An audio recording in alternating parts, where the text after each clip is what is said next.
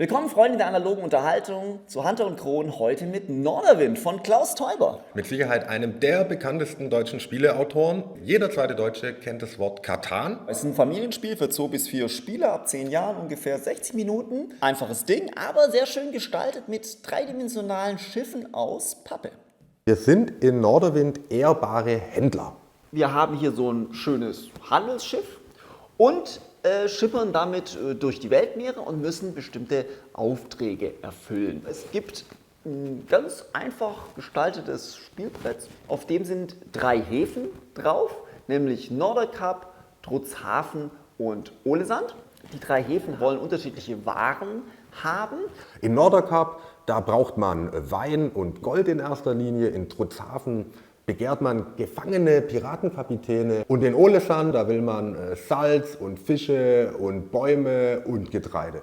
Und die müssen wir uns eben besorgen und dann da abgeben. Und dann können wir hier so Siegpunktmarker auf dieses Spielbrett legen. Und wenn wir alle unsere Siegpunktmarker losgeworden sind, dann haben wir automatisch gewonnen. Der erste Spieler, der also Norderkap ansegelt, gibt einen Wein ab, hat damit einen Auftrag erfüllt. Der zweite muss 3 Gold abgeben, der dritte müsste jetzt ein Wein und ein Gold abgeben und so weiter und so fort. Das kann man sich nicht aussuchen, sondern es wird wirklich der Reihe nach abgearbeitet. Außerdem ist es so, dass eben hier unten auch ein Feld frei ist für einen dieser Siegpunktmarker. Der kommt dann ins Spiel, wenn hier man die Mehrheit der Aufträge in diesem Hafen abgearbeitet hat. In dem Fall hätte der Rote alle, aber wenn jetzt zum Beispiel der Blaue hier den zweiten von Norderkap erfüllen würde, dann käme der Rote hier wieder weg, weil dann wäre ja Gleichstand und wenn eben der Blaue hier noch einen zweiten erfüllt, dann hätte plötzlich der Blaue hier diesen Mehrheiten-Siegstein. Hier links gibt es noch ein Feld für einen Siegstein, den man dann bekommt, wenn man überall einen Auftrag abgearbeitet hat. Der Rote hätte das in dem Fall schon geschafft.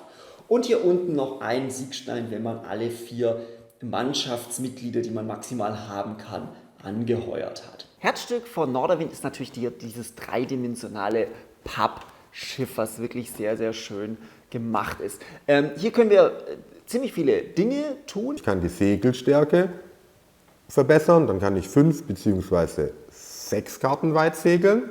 Ansonsten hat mein Schiff hier so Kanonen. Am Anfang starte ich mit einer Kanone, aber ich kann eben bis zu 4 Kanonen erwerben. Am Anfang bin ich auch eine Art Geisterschiff, es fährt nämlich niemand mit, aber ich habe theoretisch Platz für bis zu 5 Mannschaftsmitglieder. Das sind diese lustigen blauen Steckfiguren. Ich kann zum Beispiel einen Ausguck anwerben. Auch sehr stark der Bootsmann, der Kanonier, der hilft mir bei Kämpfen gegen die Piraten, der Schatzmeister und zu guter Letzt der Buchhalter. Ganz vorne hier ist mein Gefängnis für gefangene Piratenkapitäne. Ja, zu guter Letzt haben wir hier einen großen Laderaum, wo wir bis zu 6 Waren transportieren können.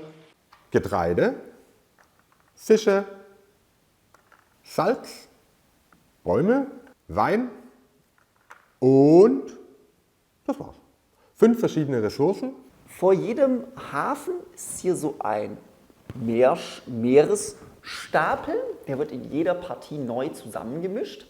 Und eine von diesen Karten ist jeweils der gesuchte Hafen. Wenn jetzt ein Spieler dran ist, muss man sich entscheiden, welchen Meeresstapel man durchfahren will. Wenn ich jetzt sage, ich möchte zum Beispiel nach Trutzhafen segeln, dann würde ich hier Karten aufdecken und zwar so viele Karten, wie meine Segelstärke ist. Wenn ich dann hier durchgesegelt bin, dann wird der Stapel wieder neu gemischt und der nächste Spieler könnte den gleichen Stapel auch wieder durchsegeln, aber eben er kennt nicht die Reihenfolge, die ist jedes Mal neu. Es gibt unterschiedliche Sorten von Karten. Es gibt zum einen die Händler, bei denen wir verschiedene Rohstoffe erwerben können. Es gibt dabei immer billige Händler und teure Händler, das ist eine Möglichkeit, Gold zu generieren. Ich kann beim billigen Getreidehändler Getreide einkaufen, beim teuren verkaufen. Dann gibt es noch Ausrüstungshäfen.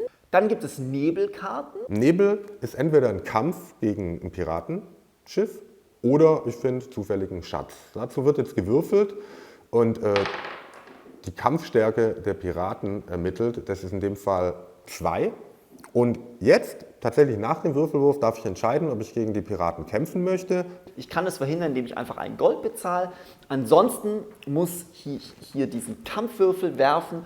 Pro Kanone, die ich auf meinem Schiff eingebaut habe, kann ich einmal würfeln und wenn ich so eine silberne 1 würfel, dann habe ich einen Treffer gelandet, der würde einen Kampfstärke vom Piratenschiff besiegen. Wenn der jetzt zum Beispiel 2 hätte, dann bräuchte ich schon 2 Kanonen und müsste zweimal eine 1 würfeln. Ansonsten gibt es noch so ein paar Spezialkarten. Es gibt einen Schiffswrack, wo ich einfach Geld bekommen kann. Und einen Spezialhändler, wo ich beliebige Ware tauschen kann. Im Grunde genommen ist es ein entschlacktes Sternenschiff von Catan. Es ist nichts hinzugekommen, im Gegenteil, es wurde weggenommen. Viele Spieler, die hier eine komplexe Seefahrersimulation suchen, die sind hier nicht richtig. Richtig sind hier Familien. Man kann verschiedene Taktiken verfolgen, man kann versuchen, total jetzt auf die Piraten abzusehen. Dann würde man halt vielleicht nur den Kanonier anheuern und viele Kanonen. Wenn ich immer weiß, wo der günstige Getreidehändler ist und wo der teure Getreidehändler ist, dann kann ich mich auch gezielt auf die Suche nach ihnen machen und muss nicht jedes Mal blind in den Kartenstapel reinfahren. Es ist einfach nett, hier mit seinem Schiff durch die Gegend zu schippern, das hier auszurüsten, macht richtig viel Spaß, sieht super aus. Spielt mechanisch, gibt es auch überhaupt nichts zu meckern. Ist eine schöne Balance zwischen ein bisschen Taktik und aber immer wieder schöne Glücksmomente, schöne Momente, wo man zittert, ob man jetzt den Pirat besiegt oder ob man vielleicht doch diese Karte, die eine, die man noch hat, ob da der Hafen kommt. Es ist einfach Taktik Light, ein Familienspiel und nichts anderes will es auch sein. Trotzdem hier der Hinweis an Kosmos und Klaus Teuber. Wir wünschen uns natürlich trotzdem die Vielspieler-Variante mit großen Dreimaster-Fregatten. Ja, verstanden? Okay.